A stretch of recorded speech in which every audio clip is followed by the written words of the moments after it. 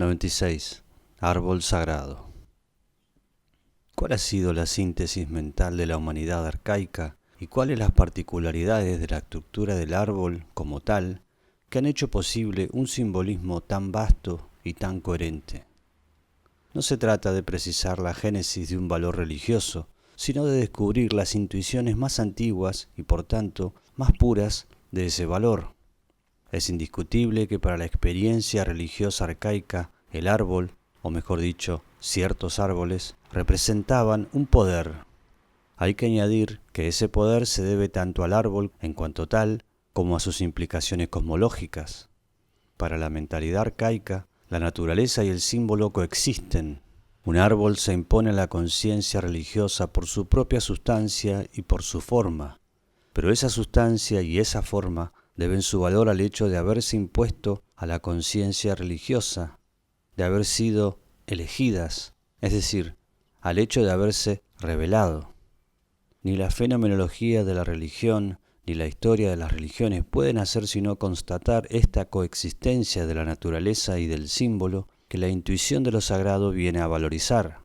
No puede, pues, propiamente hablarse de un culto al árbol. Nunca se ha adorado a un árbol solo por sí mismo, sino siempre por lo que a través de él se revelaba, por lo que implicaba y lo que significaba. Las plantas mágicas o farmacológicas, como veremos más adelante, deben también su eficacia a un prototipo mítico. Al estudiar las representaciones del árbol sagrado en Mesopotamia y en Elam, Nel Parrot escribe, abro comillas, no existe el culto al árbol por sí mismo. Bajo esa figura se esconde siempre una entidad espiritual, cierro comillas. Investigando sobre el mismo tema, otro autor llega a la conclusión de que el árbol sagrado mesopotámico es más bien un símbolo que un objeto de culto. Abro comillas. No es la copia más o menos ornamentada de un árbol real, sino su estilización completamente artificial y más que un auténtico objeto cultual, nos parece un símbolo dotado de gran poder benéfico. Cierro comillas. Veremos confirmarse estas conclusiones con ligeras variantes en otras regiones fuera de Mesopotamia. Así pues, y con ello volvemos a las intuiciones primeras de la sacralidad de la vegetación, el árbol se convierte en objeto religioso en virtud de su poder, es decir, en virtud de aquello que manifiesta y que trasciende de él. Pero ese poder está respaldado a su vez por una ontología. El árbol está cargado de fuerzas sagradas porque es vertical, porque crece, pierde las hojas, pero las recobra, es decir, se regenera infinidad de veces, muere y resucita, tiene látex, etc. Todos estos caracteres que ratifican su validez nacen de la simple contemplación mística del árbol como forma y modalidad biológicas, pero sólo cuando se subordina a un prototipo, cuya forma no es forzoso que sea de orden vegetal, adquiere el árbol sagrado su verdadera validez. Un árbol se convierte en sagrado en virtud de su poder, dicho de otro modo, porque manifiesta una realidad extrahumana que se representa al hombre bajo cierta forma que da fruto y se regenera periódicamente. Por su simple presencia, el poder, y por su propia ley de evolución, la regeneración, el árbol repite lo que para la experiencia arcaica es el cosmos entero. El árbol puede, sin duda, llegar a ser un símbolo del universo, y bajo esa forma lo encontramos en las civilizaciones más avanzadas.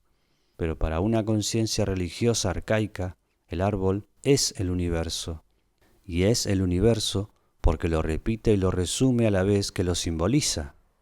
Esta primera concepción del símbolo, según la cual el símbolo es válido por el hecho de estarle incorporada a la realidad que simboliza, la iremos precisando más cuando abordemos el problema del mecanismo y de la función del símbolo.